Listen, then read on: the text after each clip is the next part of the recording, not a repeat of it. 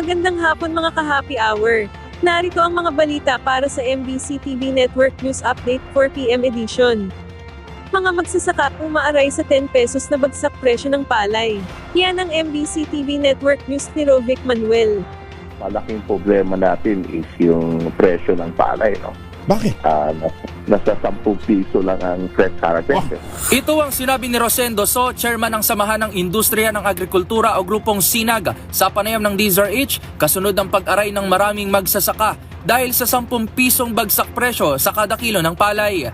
Ilan umano sa mga lugar na apektado nito ay ang mga sakahan sa Pangasinan, La Union, Isabela, Nueva Ecija, Tarlac at Bulacan. Ayon kay So, wala umanong gaganahan na magsasaka kung ang magiging production cost kada ektarya ay mas mataas pa kaysa sa kanilang magiging kita.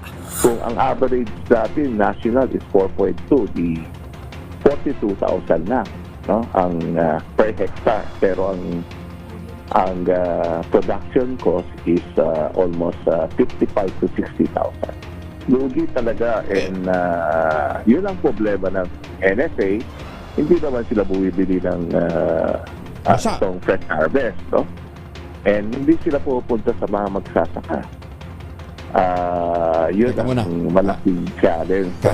So, dahil dito nababahala umano ang grupo sa posibilidad na pagtigil sa pagtatanim ng mga magsasaka dahil sa pagkalugi. Ayon pa kay So, umiinda rin ang mga ito sa pagbagsak ng presyo kahit hindi pa naman peak season ng ani na inaasahan pa sana sa buwan pa ng Setyembre.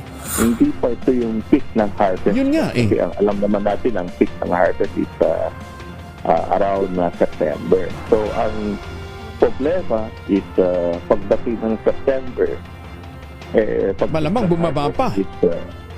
Sinong sasaklolo kasi yung government naman hindi makapili ng malaking volume. Dahil rin umano sa ibinabang taripa ng Pilipinas sa imported na bigas ay hindi na ganoon kalaki ang naiipong pondo na para sana sa subsidy ng mga magsasaka tulad ng fertilizers. Dagdag pa ni So, hindi rin umano nila maunawaan kung bakit ang nakatatanggap lang ng fertilizer subsidy ay ang mga nagtatanim ng hybrid, gayong mas mataas na porsyento sa Pilipinas ay ang mga nagtatanim ng inbreed. 70 to 65 to 70%. Ang hybrid. Ang inbreed. Samantala, isa pang kinababahala ng grupo ay ang pagbaba ng produksyon ng palay dahil sa nagpapatuloy na gera ng Iran at Israel na sanhi ng pagtaas ng presyo ng fuel at fertilizers. Para sa MBC TV Network News, ito si Rovic Manuel ng DZRH TV. Una sa Pilipinas, una sa Pilipino.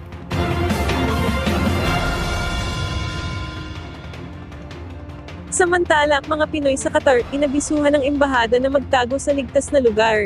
Inabisuhan ng embahada ng Pilipinas sa Qatar ang mga Filipino doon na magtago sa ligtas na lugar kasunod ito sa ginawang airstrike ng Iran sa US airbase na nakabase sa Qatar. Base sa abiso ng embahada na dapat ay magtungo muna sa ligtas na lugar ang mga Pinoy doon para hindi sila madamay sa insidente. Marapat din na makinig sila sa mga abiso ng mga lokal na otoridad, ganun din ang embahada. Una nang sinuspinde ng Qatar government ang air traffic dahil sa ipinaalam ng Iran na kanilang papaulanan ng missile ang airbase ng US. At yan ang mga balita para sa MBC TV Network News Update 4 PM edition. Abangan ang mga susunod na balitaan mamaya para sa 5 PM edition.